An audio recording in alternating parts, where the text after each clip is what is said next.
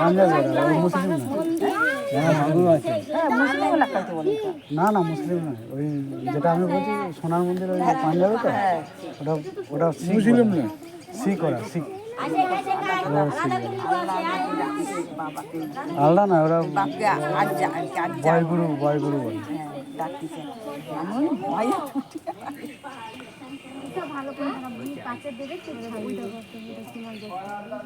এটা তো শোল মাছ, এটা শাল মাছ।